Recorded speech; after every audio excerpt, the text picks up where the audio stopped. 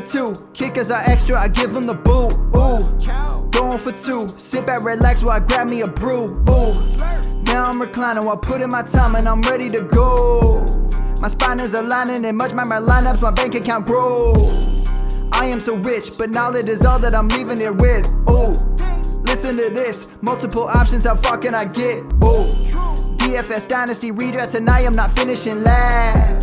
I'm finishing past any and all, I am looking to last. What else? This spot is popping and I am so locked in and only opening the door when it is opportunity knocking. And all of these spots keep on talking and talking. So what are we talking? What kind of alignment? And running it deep, even players forgotten or came from the bottom or hitting that top end. And this spot is popping, yeah, this spot is popping. And woo!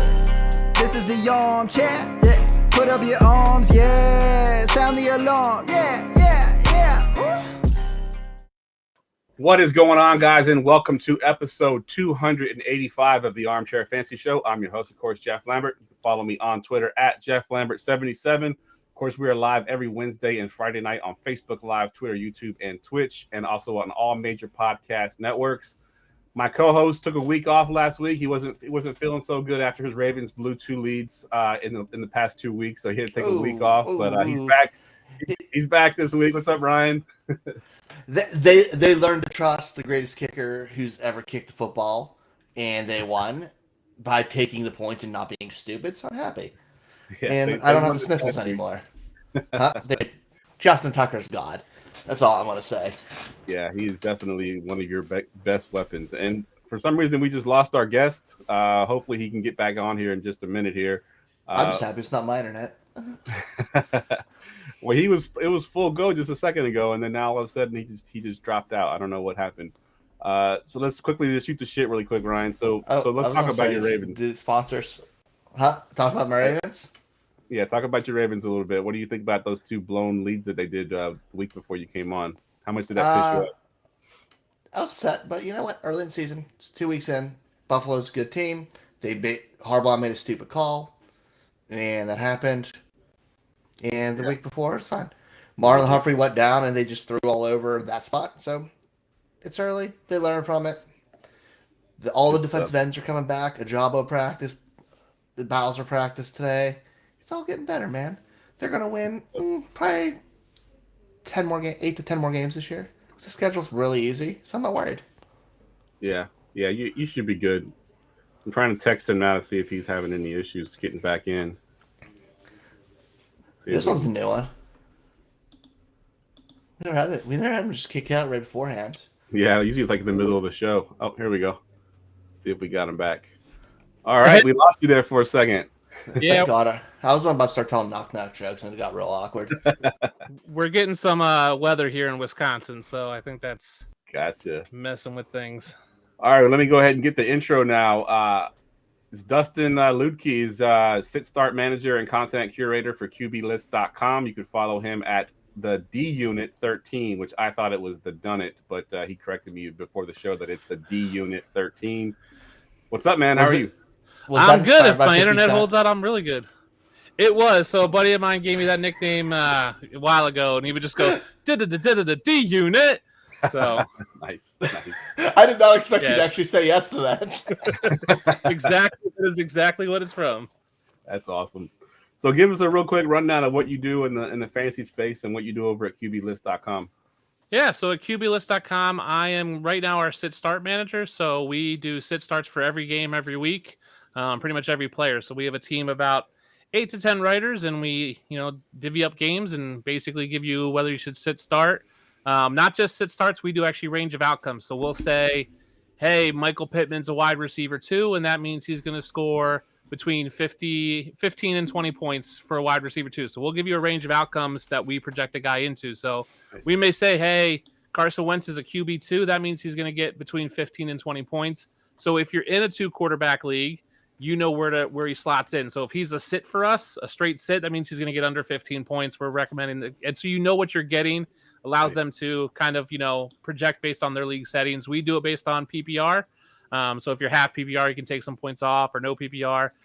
So I manage that team. And then I'm also pseudo kind of our off-season / other content curator. We have another content curator who does our What We Saws, where we cover every game and do a recap every Monday, Tuesday. But I handle off-season content, did our team previews, draft coverage. We sent 2 people to the draft this year, which was super fun. Nice. And they got to, meet some of the players and do interviews. And then any other big news that happens. So, hey, Deshaun Watson's going to get suspended. Who wants to cover that and kind of have someone in place? So when that news hits, we know who's covering it and they can kind of put out an article. And then just has been hopping on podcasts like this one, being a guest and coming on and sharing some knowledge and, growing my, sphere and kind of getting my name out there and the website out there and helping people win fantasy championships.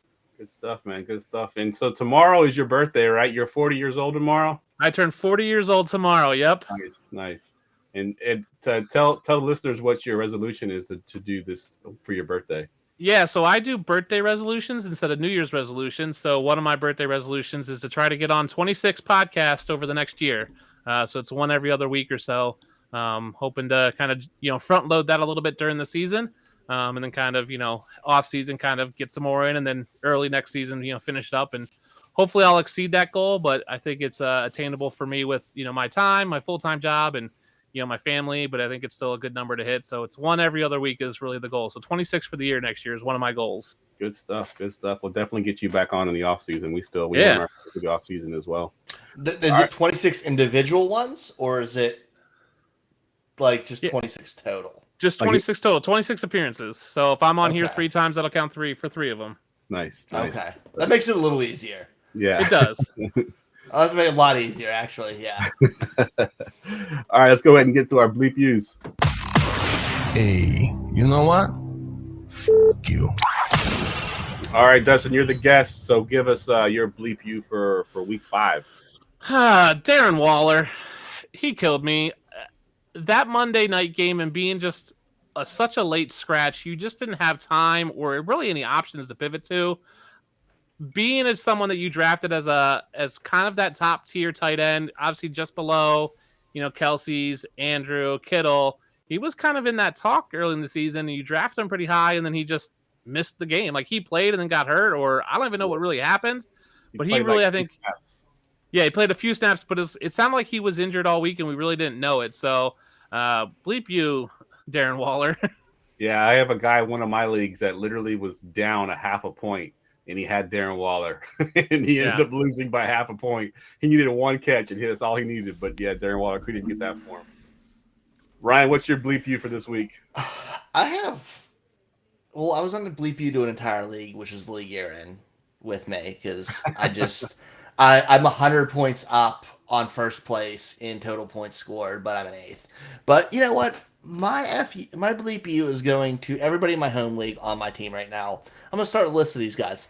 All score under 5 points. Cam Akers, Christian Kirk, Drake London, Amon-Ra St. Brown, and Jared Goff. Yikes. Especially Jared Goff, because he had him on Scott Fishbowl too. So bleep all of you guys and bleep a bleep.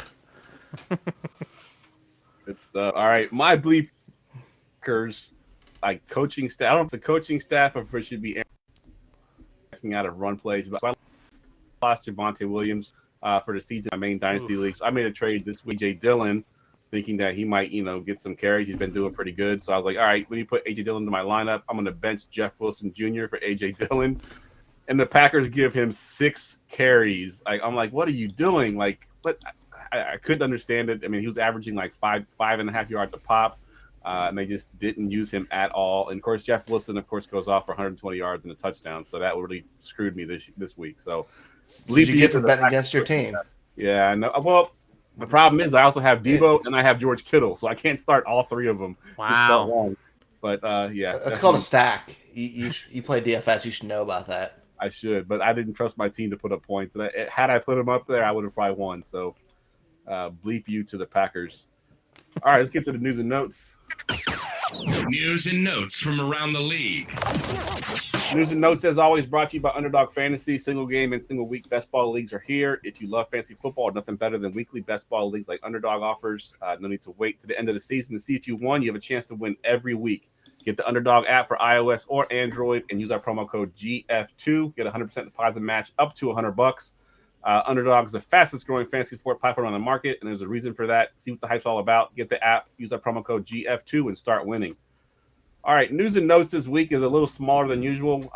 there's a couple things in here that I do want to address that as we get to them. But the first one here is one that I was kind of excited about because I had this guy. I basically added him off of waivers in pretty much all of my dynasty leagues. But Jalen Warren expected to play a bigger role in the offense. He had 51% of the snaps last week, so that's a pretty good chunk of. I think Nick Chubb's in that same range. So if you think of 50% of the snaps, is pretty good. I'm gonna go to you first, Dustin. What are your thoughts on Jalen Warren and Najee Harris for that matter? Because he hasn't really paid off so far where you drafted him. Yeah, I'm worried about Najee.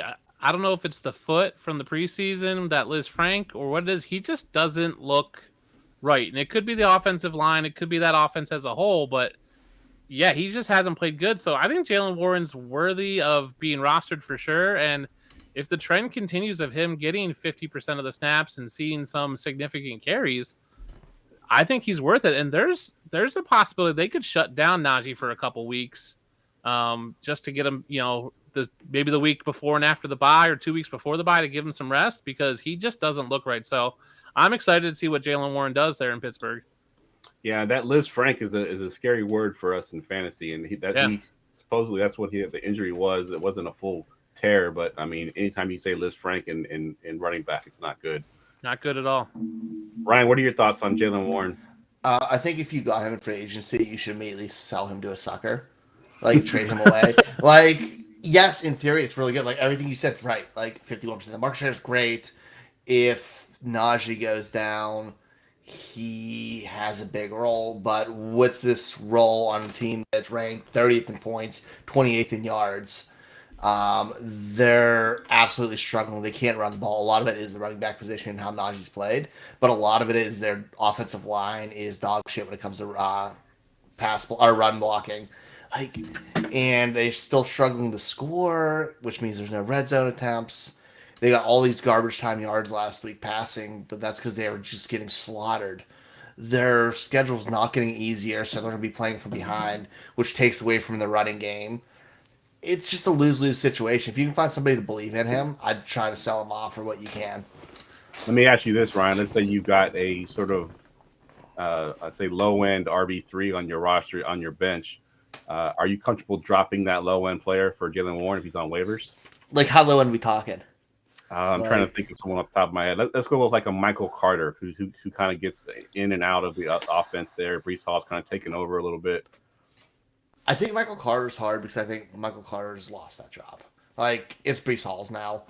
But, like, in that low-end RB3 range, we're looking... I mean, with the way scoring is, it's crazy. But, like, Khalil Herbert, Damian Harris, Singletary, I wouldn't drop any of them for him.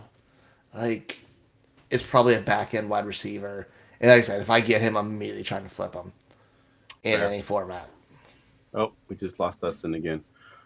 All right, we're going to go to the Raiders here. Oh, he's back. All right. Oh, we have something covering his screen, though. There we go. All right, we're going to go to the Raiders here, Ryan. And Devontae Adams pushes a cameraman or a photographer down. Basically, he's going to get suspended, we assume. So I'm more worried about the other. You just talked about Darren Waller and his injuries. And, of course, now if Devontae Adams is out, Jacobs, Renfro pretty much wheels up at this point, you think, Ryan? Especially him and Waller out, Renfro's going to catch. He's going to get 15 targets every game they're out. Like, as long as Waller's there, it's out. Devontae Adams, he did is real stupid, but I can't see it being more than a game suspension. And then Waller, that's just scary. He got paid, just disappeared. But yeah, I'm going to say Renfro wheels up, and I don't know where this Josh Jacobs has come from, but it's what we've all wanted out of him. I know. And he's playing for a new contract, so dude, he's playing really well, and they're giving the ball. And even though they didn't show that faith in the offseason, it's there now, and the season's what matters. So I think he's wheels up as well. And Carr's still going to be, no matter what, Carr. Yeah. Like low-end QB, one high-end QB, too, and it's just kind of business as usual because we've seen him do it without that. We've seen him do it with it. Yeah, I agree 100%. Someone actually dropped Renfro in one of my leagues in redraft, and I'm putting in my waiver claim for him immediately because I think he's on a bye this week. But I think if Adams gets suspended, it's definitely wheels up for him. Dustin, what are your thoughts in that situation there with the Raiders with Devontae Adams' possible suspension there? All right, I think I'm back. Renfro is the perfect example. Nice. I'd say Renfro is the perfect example of somebody you should not drop for Jalen Warren. Yeah, Coming full circle exactly. on that. 100%. I agree. I'm wondering what the league's going to do there. Like, are they going to give a big suspension, like more than one game to kind of set the precedence? I think he'll get one, but you're not doing it. Like, you're not going to drop Devontae Adams. And I think people are going to be all over Mac Hollins and Yeah, Mac Hollins and Renfro are going to be popular DFS plays. So yes. I agree 100%. All right, let's go to the Panthers. And I put the note of PJ Walker getting the start, but that's not really what I'm going to talk about. I'm talking about like the coaching change there. Obviously, PJ Walker is now the quarterback, but does that help the ancillary pieces? I mean, DJ Moore last year was serviceable with PJ Walker, and he hasn't been with Baker Mayfield. I'll go to you first, Ryan. I mean, it can't get any worse. I'm not starting which breaks my heart.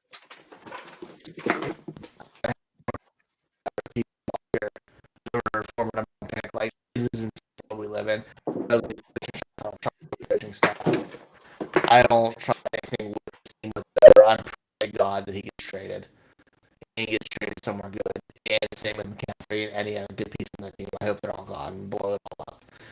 I have no confidence in anything unless they leave. Just do it. Just full tank mode. Yeah. Get rid of everybody over 25. I've definitely heard that argument that they should just blow it up at this point because, they're not very good. Baker, what that project didn't work out. Are they going to go back to Sam Darnold when he's healthy? I don't know. PJ Walker, we saw he wasn't very good last year. What are your thoughts, Dustin, on this Panthers team with the coaching change and all the pieces there? Well, first, I'm shocked that somehow Ben McAdoo's still there. Like, yeah. I get rid of Matt Rule, but they got rid of the defensive coordinator, but the defense wasn't necessarily the issue. I mean, I was not a Baker believer coming into this year. So I think there's something's got to change. And if McAdoo sticks around, and I heard now that they were asking Baker who they wanted as a coach, which seems shocking to me. I mean, obviously I'm a Bills fan, so there's talk of, McCaffrey going to the Bills, which I would love.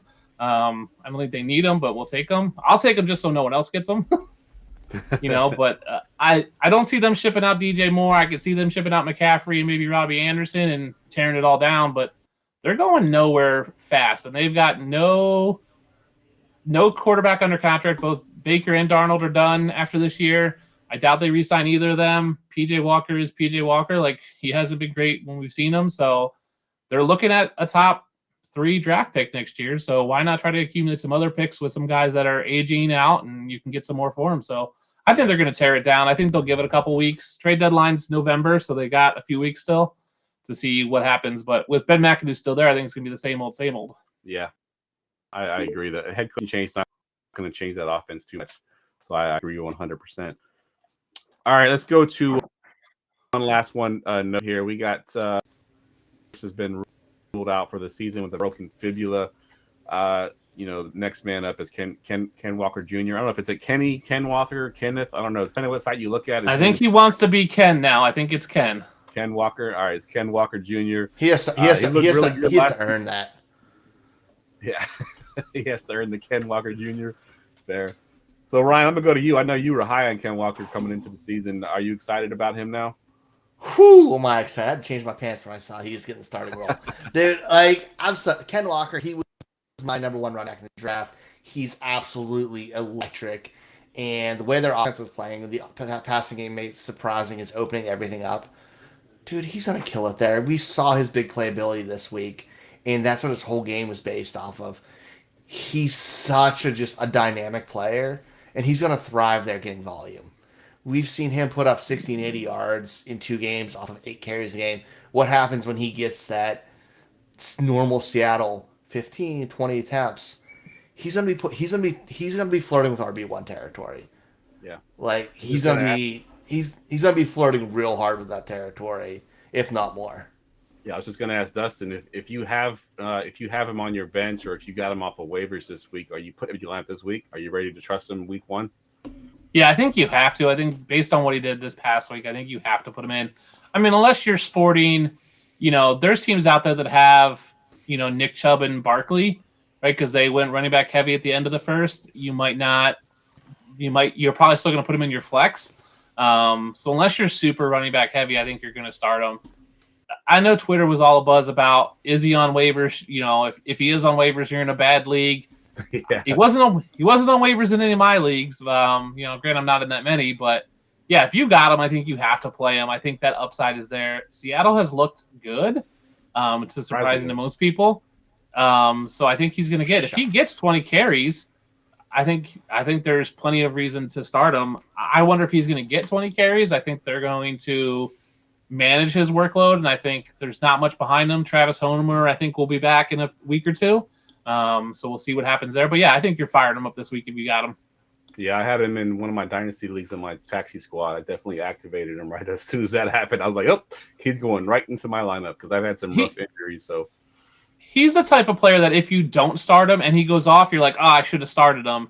And if you start him and he doesn't go off, you're like, well, I should have started him. It's not, that's just bad luck. So You're going to feel a lot worse if you don't start him and he goes off than you will if you start him and he sucks. Agreed. All right, let's do some devil's advocate. Let's play devil's advocate. All right, so before the show, I asked these guys to bring a couple players that either the community is really high on or they've been doing really well through the first 5 weeks here, but they're going to kind of tear them down a little bit and kind of temper expectations on these guys. Dustin, you're the guest here, so why don't you go first? Give us one of your players. Both of my players pain me. As you can see, I'm a Bills fan. I got my Jim Kelly jersey. I got a Bryce Pop. I've got my Bills starter jacket from the 90s that I wore as a teenager. Nice. But Gabe Davis, I was low on him coming into the season. I love him on the Bills. I don't love him for fantasy. He's only been fantasy relevant 3 games where he hasn't scored a touchdown. So out of 36 games, if he doesn't score, there's only 3 of those games that he was fantasy relevant. Week 10 in 2021, 3 for 3 for 105 yards. Week 3 of 2024, 4 catches out of 4 receptions, 81 yards. Week 5 of 2020, 9 targets, 5 receptions, 58 yards. Like, those are his only fantasy relevant weeks when he doesn't score. Now, granted, he has scored 14 out of those 36 games. He's the ultimate boom bust. When he booms, wide receiver 1. When he busts, he's basically a sit. Like, he's going to score you under 5, maybe 6, 7 points. Everyone's high on him. He had a great week. As a Bills fan, it was fun watching that game, catching 98-yard touchdowns and a 50-some-yard touchdown. You take away those 2 big plays, he had 1 catch for like 20 yards. There's just not enough production and opportunities there for me to really love him. But if you have a solid team and you need that boom bust, like, throw him in there, take the shot. I've got him on a team. I'm throwing him in there because I want that glory play. But just don't be upset and coming on here and bleep you Gabe Davis when he scores you 6 points next week. Yeah, exactly. He's that player when you look at the team you're against and you're like, oh man, this team I'm playing is really, really good. I need that ceiling of Gabe Davis. Let me put him in there. I saw a stat that his target to touchdown ratio is like historic levels. If you look at it's historic levels. It really is. It's just he's been super efficient. I think he's what everyone thought Mecole Hardman would be. He's kind of what Tyreek Hill was a little, when he first came out, just that burner down the field. But he's not. When they're in 3rd and 10, he's not the guy they're really going to unless it's a deep shot. Like, if they need a first down, they're going to Diggs, they're going to Knox when he's playing. He's just going to get those couple shots. He's going to get 1 or 2 passes, maybe 3, 4 a game where it's going to be these 30 air yards. If he catches it, he's going to take off and score. So boom bust, but the ultimate boom bust because he's done it on a higher level than anybody else has ever done it. He's new Tyler Lockett. Oh yeah. Yeah. Yeah, he's gonna have that huge 50-point game like he did a couple of years ago, and other times not do a whole lot of anything. That's a good call, Ryan. All right, Ryan, what you got for your devil's advocate? I'm trying to find another way to phrase this where I'm not gonna get killed. Because it's not as bad as I want to say, but I think this Jamar Chase being wide receiver 1 thing is not happening. Ooh. I love Jamar Chase. I love the talent. I hate how they use him. There was a graphic today that came up. They were showing like his routes run and his catches compared to Justin Jefferson, and he was basically only used on outs and fly routes, and that's all they threw his way. They didn't move him around the field. They had zero creativity with him, and the fact is that team is giving up so much pressure. You don't have time not to create plays to get him open, and it's absolutely killing him. And he said, yet for week 1 he had 130 yards, but we've had 54, 29, 81, 50, and the one he had 81 was just basically off of one catch. Like, that's not sustainable. And when T. Higgins comes back, they're off and on who's getting lead in targets. He's a lot more inconsistent, especially if we're talking like a redraft thing right now. Dynasty's a different story, but there are so many wide receivers I put ahead of him in redraft, whether it be Cup, Diggs, Hill, even thinking Devontae Adams. They're getting consistently fed more than him. Jalen Waddle's getting fed more and consistently more creative. There's so many guys who are just outperforming him. Yes, he's not huge games, but him as the wide receiver one, I don't know if we're going to see that for a little bit until maybe something changes and they fix that line. But I think he's a huge trade him away target right now because of the name value. But I think we're it's getting a little more iffy than it should be. Yeah, that's a good call, and that's surprising coming from you because you're the biggest Chase, supporter out there. You were like, I mean, Justin Jefferson's always has been my wide receiver one, but I was all in on Chase. Yeah, I'm all in Chase. He's a fantastic talent. It's just they're not using him, and like that team can't protect Burrow enough to have that magic like he had last year, and that hurts. Let me just ask you a quick question for Dynasty. Is he still a top 2 Dynasty asset for receiver? Yes. He's still probably my 2. But, yeah, I don't know who I'm trading away for. But redraft-wise, I think it's there. And I think him being 2, I think it's Jefferson, a gap, him instead of them being, like, tiered together. And I think everybody else is moving closer to him. Good stuff. All right, so I got 3 I wrote down, but I'm going to pick one of them, a tight end here. He's currently tight end 3, and that's T.J. Hawkinson. He's got 60-some points for the year. He had 40 points in one game. To put that in perspective, if you would have just given him those 40 points and that's all he scored, he's still tight end 13, which is that one big game. I mean, he's going to give you tight end 1 numbers, but, to be a tight end 1 these days, it's really a couple catches and a touchdown. But you're not getting those high-end Kittle, Waller, in his heyday. Those big boom games like Kelsey had the other night. I don't think you're ever going to get that from Hawkinson again. I think we saw his best game, at least for a while. And a tight end 3, I'd love it for him to finish there, but I do think he drops off a little bit. And I think, once this offense is fully healthy, you'll see him kind of fall back to the, middle of the tight end ones. He won't be that elite guy that we hoped he was when he first came out. So that's my devil's advocate, T.J. Hawkinson. Let's go back around again, Dustin. What you got for your next devil's advocate? This one pains me as well. I was so happy to see him come back this week, but it's Brian Robinson. I love that he's back. I love the story. I think he's a talented player. But he's coming back to a Commanders offense that is 3rd in pass percentage. They pass 66.67% of the time. And if you look at Gibson's numbers, 14 carries, 12 carries, 13 carries, Gibson's not going away. Like, he's still going to get some carries. So even if Robinson got the work that Gibson got weeks 1 through 4, that's not huge volume. McKissick's taking most of the passing work. So now you're telling me it's Robinson getting maybe 10 and Gibson gets 4? 10 carries is not exciting for me unless he's super efficient, which I don't think he can be. Yes, he came back from the gunshot wounds, so he's healthy to play, but he's not 100%. There's no way he can be. There's still going to be some muscle fatigue. There's still going to be some aches and pains. Sure, they'll medicate it and they'll do the best to work around it, but I'm not excited about the amount of volume that he's going to have on that team. Yeah, that's a good call because I love him too. I have a bunch of my dynasty leagues, but I'm the same way. I think that backfield right now is just I don't want to be a part of it. The 3-headed monster there, and the offense isn't very good. So yeah, I agree 100%. Ryan, what you got? James Robinson. I love the idea of James Robinson. It's a great story, all of that. But Travis Etienne's heating up, and he's starting to get more and more carries as the weeks go by. We saw James Robinson go from 11, 23, 17 to last week 8 and 10 in the last 2 weeks when Etienne had the exact same amount. They're moving more and more toward that 50-50 split, and we're getting more tasks and targets Etienne's way. And if he kind of gets clicking to that explosive ability we saw before, I think he takes it away, and it makes James Robinson more touchdown-dependent option than where he's sitting in that RB2 range. I think he's gotten a little overvalued from being undervalued, and we need to kind of get it back down to that median. Yeah, that's a good call. I like that one. All right, so mine, I kind of cheated on this next one. It's 2 players because they're sort of linked together, but it's Hollywood Brown and DeAndre Hopkins.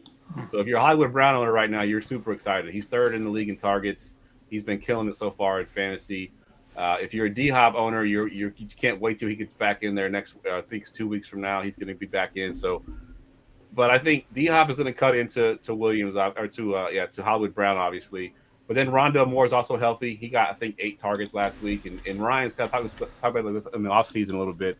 They spread the ball around a lot. Yeah. So I think that's going to kind of go back to what it was before, where they're going to get, Hollywood Brown will have his games. D-Hop will have his games.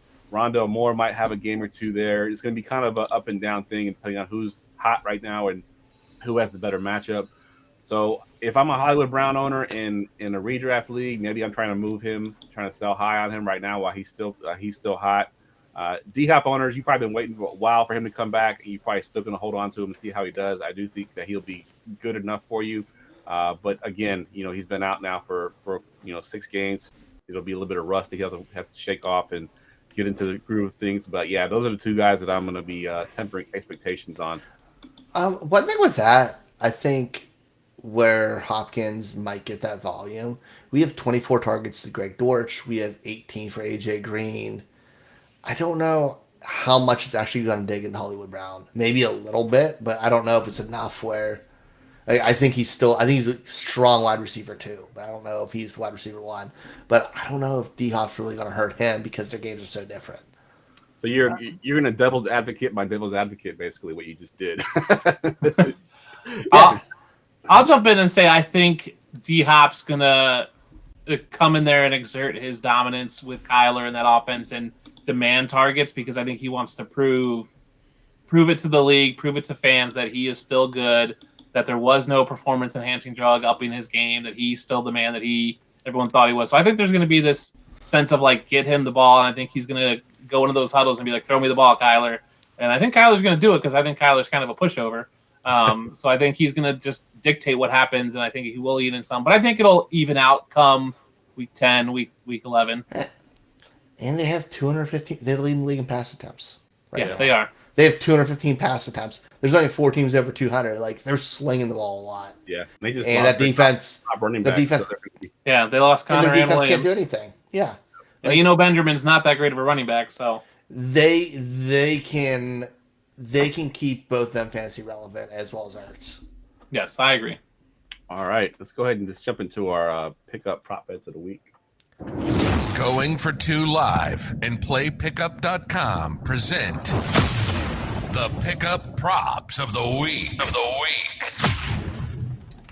All right, by now y'all know how this works. I put up 3 prop bet polls in our Discord channel, courtesy of PlayPickup.com, and we get them to vote on it, and we talk about it on the show. So the first one we got here is who will lead the Packers and Jets game in receiving yards. Options here are Garrett Wilson, Elijah Moore, Alan Lazard, Romeo Doubs, or other. I'll go to you first, Ryan. What are your thoughts here? Who leads that game in passing yards? Garrett Wilson. I know his last couple weeks have been a little bit lower than we wanted, but I think he's the most talented receiver of the group. I think it's just a matter of time before him and Zach Wilson get on the same page. I trust no one on the Packers. And out of the talent on the Jets, I trust him the most. All right, good stuff. What about you, Dustin? This is an easy one. It's Alan Lazard. I think the Jets defense is slightly worse than the Packers defense. I don't know, man. Those Jets corners right now are balling out of control. I mean, Sauce is good, but Sauce is good, but Aaron Rodgers knows how to work over a rookie. But who's the only player to have over 100 yards so far this season out of those group? It's Lazard. Who's got the most targets? Lazard. Lazard seems 16. Garrett Wilson has. I don't think he's gone over 100 yards in the game, has he? Yeah, week 2 he went 102. All right, so he's got one. Barely. But Lazard has 16 targets. Dubs has 13 on the year. Now, Randall Cobb has 17, but he had 13 last week, so that's an outlier. Moore has 8. Garrett Wilson only has 10.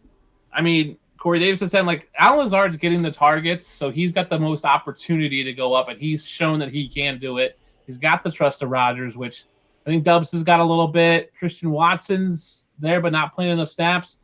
I think it's Lazard. I think that's a slam dunk. Easy bet. Good stuff. So the Discord agrees with Ryan at a 45% clip that they're going Garrett Wilson. Surprisingly, the number 3 on that list is other, and I'm trying to think who the other would be in that. What's his blank on his Aaron tight end? Jones, maybe. It's got to be Christian Watson or Corey Davis. I doubt it's any of the tight ends. I can't see Tunyon or Dude, Conklin. Conklin's getting fed though. He has 30 targets. Yeah, Conklin was getting fed until CJ Uzama came back. That's fair. Yeah. And Zach Wilson. Zach Wilson killed that whole offense. So Yeah. Good old Zach Wilson. Zach's gonna be all right. Just All right, next one we have here is a head-to-head matchup. This is a big game this week, but of course the Bills are playing the Chiefs. Who has more passing yards, Josh Allen or Patrick Mahomes, Dustin? oh, come on, do you have to ask? Josh Allen all day. I mean, besides the fact that he has more yards than Mahomes, they're passing more. They're passing 65% of the time compared to 60. Casey's got a way better running game. Like, they don't need to pass, and he's got the weapons. Allen has the weapons to chuck the ball. He's got Gabe Davis, like we're talking. He can chuck that ball and score 98 touchdown on any play. I don't think that's, again, I think this is another slam dunk against Josh Allen. He's proven it. He wants to prove it against the Chiefs this week. This is the revenge game that we've all wanted. Us Bills Mafia have been waiting for. I think it's Josh Allen. I think he's going to put up 350, and I think Mahomes will be probably around 290. Good stuff. What about you, Ryan? You going Allen here as well? yeah, their offense isn't as balanced, and they're much more dependent on the pass game. Where KC this year has really dedicated to trying to get a balanced offense with how they're using CEH and in that way. So that's the big difference. Right? They're both, I mean, you can't go wrong betting either. Yeah. I think just the pure volume and how much they'll let Josh Allen throw in the shots he's taken this year with what he has, it's special. I'm not betting against that. I like it. And to loop back real quick, this is why I think the Bills should trade for McCaffrey, because I don't want the Chiefs to trade for him. If you give McCaffrey on the Chiefs, that's not a good news for us. So if I'm the Bills, I'm trading for him just to play keep away. Yeah, that's a good point. And so you have a real running back? Yeah. That's also true. I'm going Allen as well, and let you on a little secret. I've been betting on Mahomes under 300 yards all season long, and I've hit on 4 out of the 5 weeks. Yep. I think last season he only went over 300, I think 3 or 4 times last season too. So in our minds, we see Patrick Mahomes as being this, high volume passer, but really it's just really efficiency is what they're getting from him, and he's not going over 300 yards. Whereas you look at Josh Allen, he's been doing it consistently. Yeah, like y'all mentioned, but the offense is just humming right. I'm going Allen as well, and the Discord also agrees at a 60-40 clip that went to Josh Allen as well.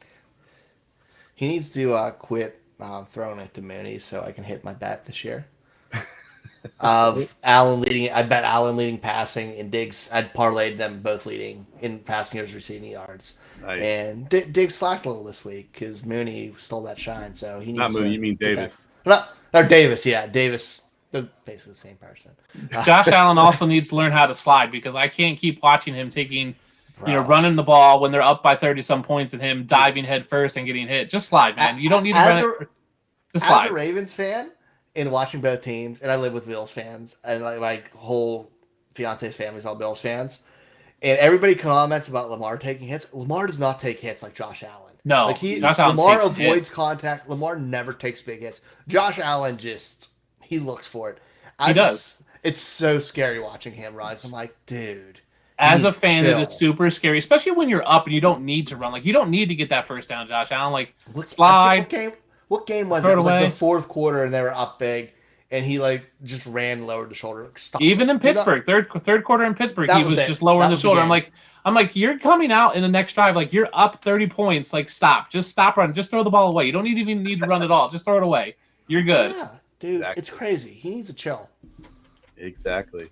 All right, last one, another head-to-head here. We got Christian Kirk versus Michael Pittman. Who has more receiving yards in Week 6? I'll go to you first, Ryan. Dude, you're just attacking me on this one because I love both players. I know Pittman's been both had a rough week last week, and Pittman was a little slow because he's coming off that injury. But we're back 2 weeks from it, fully healthy. I want to lean towards Pittman on this. Plus, he's the only real target they have, especially with Dobbs out and. Alex Pierce looked pretty good last week. Oh, dude, Alex Pierce is gonna be. I think Alex Pierce is really good. I blanked. Yeah, huh?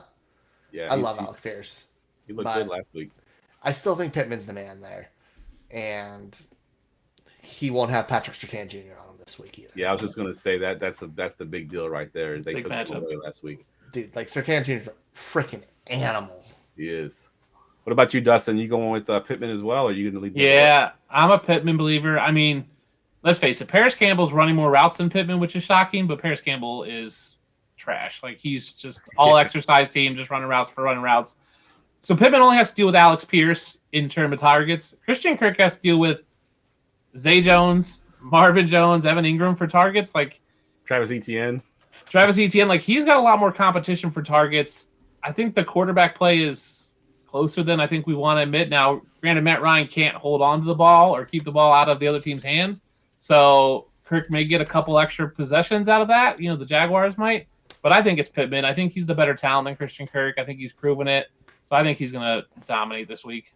Yeah, I'm going Pittman as well. And so did the Discord. Discord went 63% Pittman. So we are all in agreement there that Pittman is going to lead that game in your receiving yards. All right, let's go ahead and get into our factor cap. And now it's fact or cap.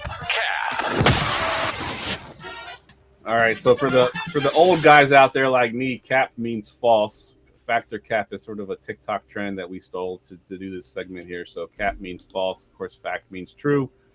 Dustin, we're going to you first on this one. And my question to you is, will Geno Smith finish as a top 10 fantasy QB? He's currently QB 5. All right, before we get into that, I need you guys to settle a debate between me and my 9-year-old. Cap means lie, but can you say no cap to mean it's true? Is that an acceptable saying for the hip? I have heard that, no cap. Yes. All right, because my son says I can't say that. That's not radical enough, and you can't say that, but I think you can. It's fact that Geno Smith is going to finish that high. He's completing 75.2% of his passes right now. He's got a great duo of wide receivers in Metcalf and Lockett. They're passing the ball 60% of the time. That's 12th in the NFL. And looking at the schedule, he's got 4 good matchups, only 2 bad matchups, and 6 neutral matchups for the rest of the season in terms of going against coverage for points to the fantasy quarterback. So it's a favorable schedule for him. It's not great, but those neutral matchups are better than bad matchups. So I like the schedule going for him. So I think his completion percentage carries that way. He's also getting Ken Walker, so they're going to have a balanced run game where he doesn't have to pass. So I think he's definitely going to finish high. I'll take fact on that one. Nice. It's crazy to think that we're talking about Geno Smith as being a top 10 QB. When they made the trade, I told people they're going to roll with Geno Smith and Drew Lock, who's apparently nipping at Geno's heels, according to Pete Carroll. But I told people, I said, they're not bad. I don't think both of them are fairly decent. I said, Pete, they're going to run with them. And people are like, no, they're going to make a trade. They're going to draft someone. I said, no, they're going to run with Geno. He's not that bad. And he's proven everybody wrong and proven me right now. So I like it. Yeah, good stuff. Yeah, I put a tweet on Twitter today about my QB1 in one of my redraft leagues is Jared Goff, and now my bye week fill-in this week is Geno Smith, and I'm happy about it, which you wouldn't say that in the offseason. You'd be like frantic if you had that in the offseason. I have a dynasty league where you can play 3 quarterbacks, so it's 2 quarterbacks in the super flex, and I had Drew Lock, and someone traded me Geno for like a 4th-round pick. Nice. Because they were like, just this week you have both of them, and they thought they got rid of him way too cheap, and he's been starting for me since week 2. Nice. All right, Ryan, this one's for you as the Ravens fan. Devin Duvernay is the Ravens wide receiver to own rest of season, not Rashad Bateman. Currently, Duvernay is wide receiver 24, and Bateman is 52. That's hard. It's Bateman's injuries, they're not like releasing information on it. if Bateman's healthy and they're both on the field, Bateman's still their wide receiver 1 out of 2. He's out-targeted. Out of the games they played together, he out-targeted him 3 out of 4. Duvernay just got in the end zone a few more times and had a really good week last week, but he's still not getting high volume. I really love the creative way they're using him, and I think it's great for real football. Fantasy-wise, I'm not confident with him. I'm a little more confident in Bateman as a wide receiver 3 once he comes back. I mean, the wide receiver 1 there is Mark Andrews and always will be. But, like, I like how they're using Duvernay. I just don't know how sustainable it is for fantasy. Yeah. Because, I mean, they tried to use him like a mini Debo last week. Yep. He's not Debo, but they, like, used him in that role. Like, he ran the ball 3 times. He had 7 targets. They used him on returns. They're using him in different ways. It's just, I don't know how they consistently do that once Bateman's back because they didn't do it when he was there in the first place. Yep, good point. Yeah. All right, Dustin, this one's for you. Breece Hall will finish the season as a top 12 running back. He's currently RB9. You clearly were looking at my tweets earlier in the season because I've been a Breece Hall hater, but I'm going to say fact, surprisingly. They're passing 41% of the time, which is like last. So they're running the ball a ton, and they're running even more with Zach Wilson. Looking at the schedule, he's got 6 good matchups, 5 bad matchups, 1 neutral matchup, so slightly favorable schedule rest of the season. I still like Michael Carter. I still worry about that offense, but I think begrudgingly against all my tweets that Breece Hall was not that great. I said Breece Hall was the next CEH. I think he's going to finish high this year, so fact. Good stuff. All right. I like you being able to go back on what you thought in the beginning. Man can admit his mistakes. Good job. Mistakes. I mean, I still could be proven right, so there's still that possibility. That's true. All right, Ryan, this one is for you. Factor cap. Jared Goff will finish the season ranked higher than Matthew Stafford. Goff is currently QB7, and Stafford is all the way back at QB22. Fact. Couple reasons. Jared Goff is literally in an offense that's throwing for the life because they have the worst defense in the league. So whether win or lose, he's going to be a garbage time king. Once you get Swift back, that really helps out the passing game because he's such a dynamic pass catcher. And as for Stafford, man, he looks, I don't want to use the term washed, but he looks old. He looks really gun shy. He's making terrible decisions. He only focuses on Cooper Kupp. He doesn't go really anywhere else. I mean, the fact he has 7 interceptions already this year is bad. He only had 1 game without a pick, and that's because it was Arizona who just doesn't play defense. Yeah. Like, he looks so washed. Their offensive line just crumbled this year. He has no time, and when you're an absolute statue down there and you don't have a line, you're screwed. Yep. Like, that team's falling apart, and it's happening quick, and he's going back to the good old days of being a terrible football team.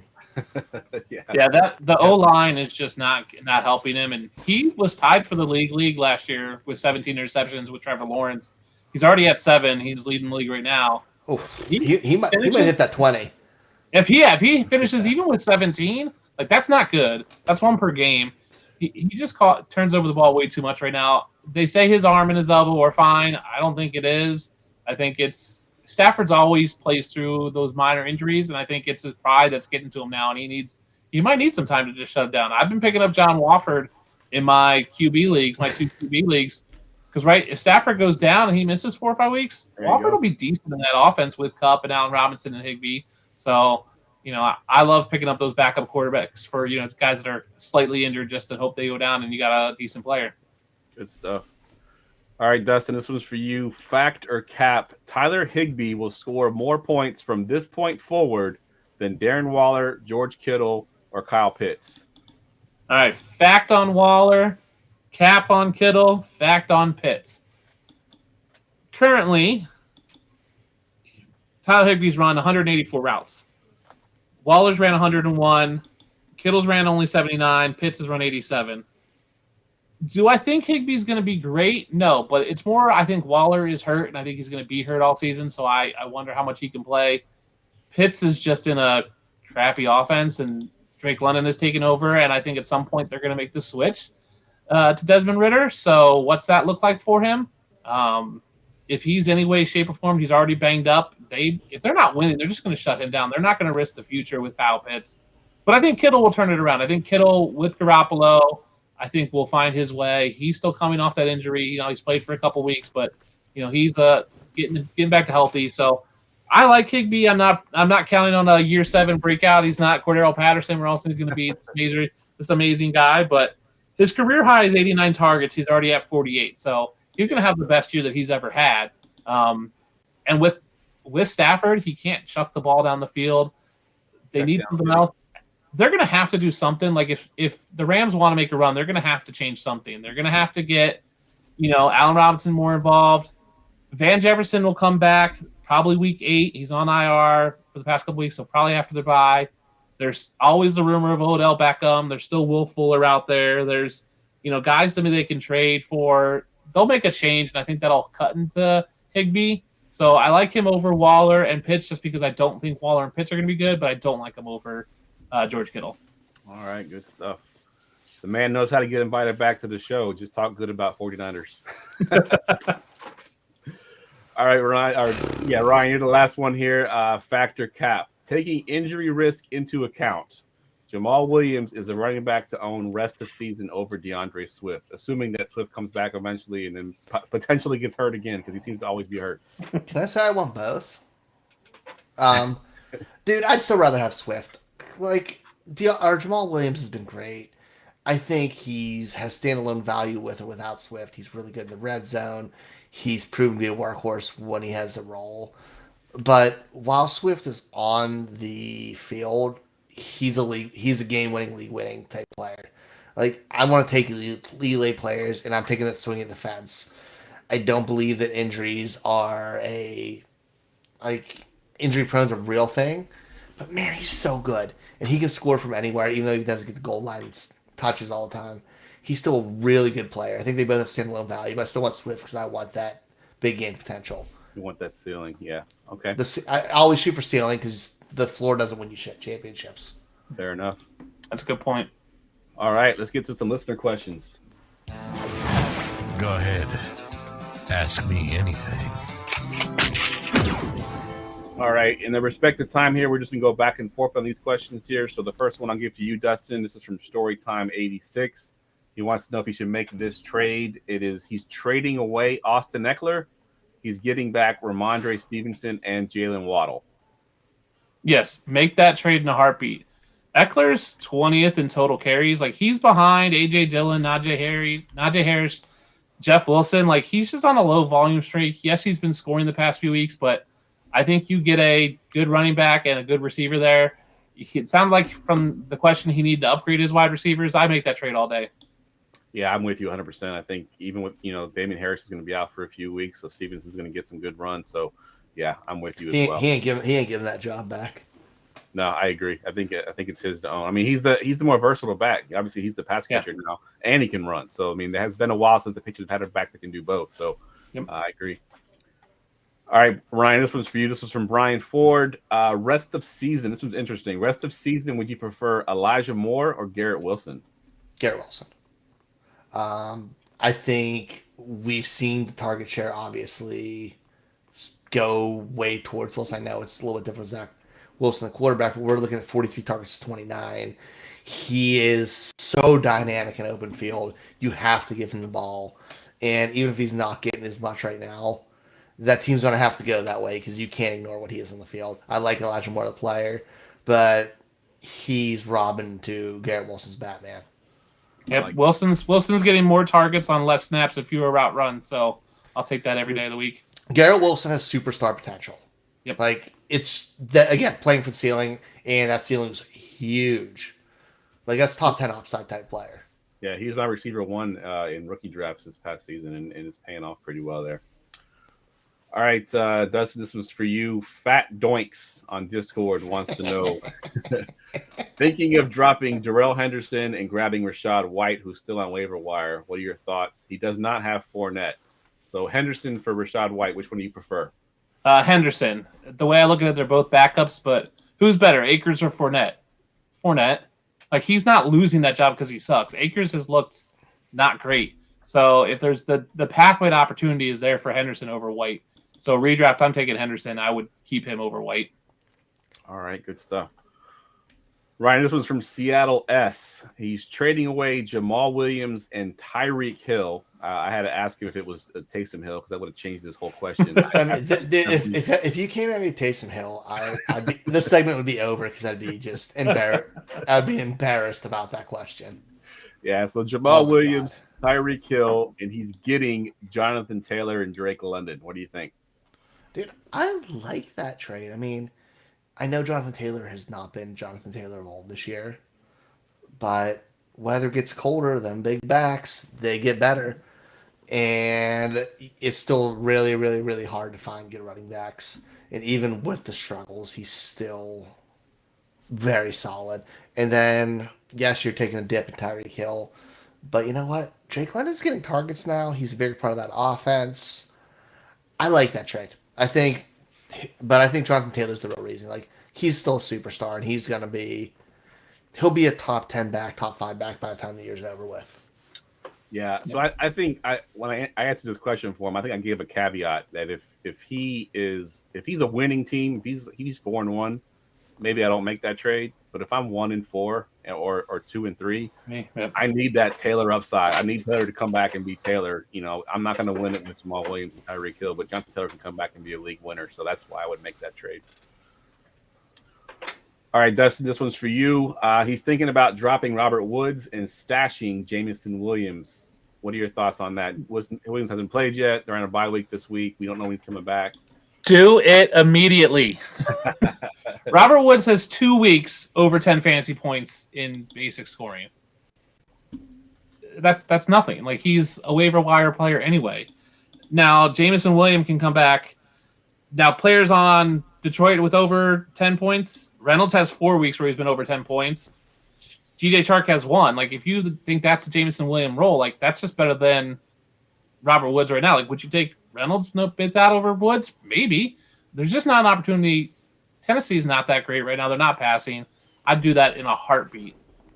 Yeah, I'm with you 100%. The upside of Jameson Williams, is definitely it's there huge. over Robert Woods. I can't imagine Robert Woods is even cracking your starting lineup. If Williams comes back, he can. You're not a contender if that's the case. Yeah, if Woods is in your starting lineup, you're hurting real bad. Agreed.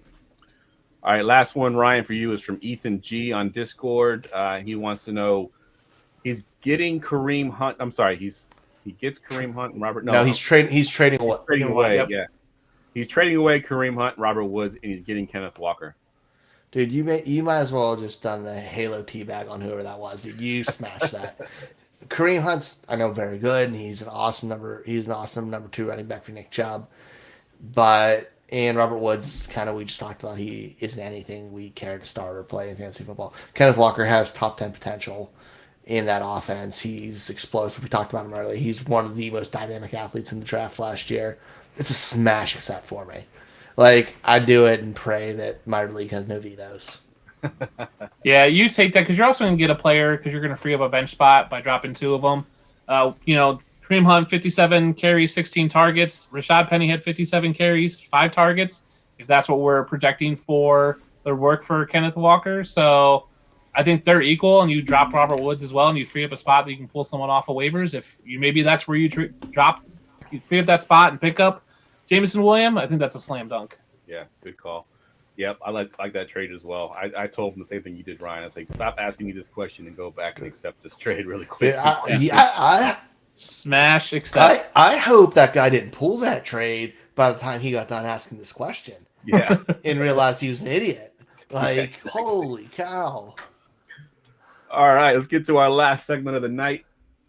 Get ready for GoingFor2.com's Forgotten Fantasy Player of the Week. All right, Dustin, give us your forgotten fantasy player.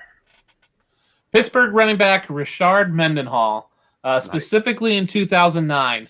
Coming into that year, Willie Parker had been the leading rusher for the Steelers for 4 years, won 2 Super Bowls as their leading rusher, had 3,000-yard seasons, 13 TDs in 2016. First 3 weeks, the carry splits was 52 to Willie Parker, 7 for Mendenhall. Willie Parker gets hurt. Guess what the split was the rest of the season? Willie Parker, 76 carries. Rashard Mendenhall, 235. 1,008 yards, 7 touchdowns to 389 yards, 0 touchdowns. He came on. That was like the waiver wire back in the day. I remember I was at home. I was on one computer. My stepdad was on another, and the injury happened. We had open waivers, and he said, "What are you doing?" I said, "I'm picking up Willie Parker's backup." He said, "Who is it?" I said, "You know what? I'll let you take him. It's Rashard Mendenhall. Take him." And my stepdad won the league, I think, that year. Just amazing that split carry, going from 57 to 7 to 235 to 76. Blew him out of the water. Willie Parker was done after that. Rashard Mendenhall went on to be the starting running back for the Steelers for 5-6 years after that. And that year won people fantasy leagues because they got him off waivers in week 3 going into week 4. Won my home league. And he helped produce the show Ballers. Yep. Yeah, there you go. The rest is history. Good stuff. All right, fellas, that wraps the show up. Let's just go around the room really quick. Give us your Twitter handle one more time. If you want to plug anything, we'll go to you first, Dustin. Yeah, it's the DUnit13 on Twitter. Check out our sit start articles. I'll be retweeting them. We tweet them out there on Reddit every Thursday. We cover every game, every player. We try to do our best to get on Reddit and answer every question for who you should start over who. And it's a good time. And keep an eye out for my Dynasty articles. They get one a month, Dynasty sleepers that come out.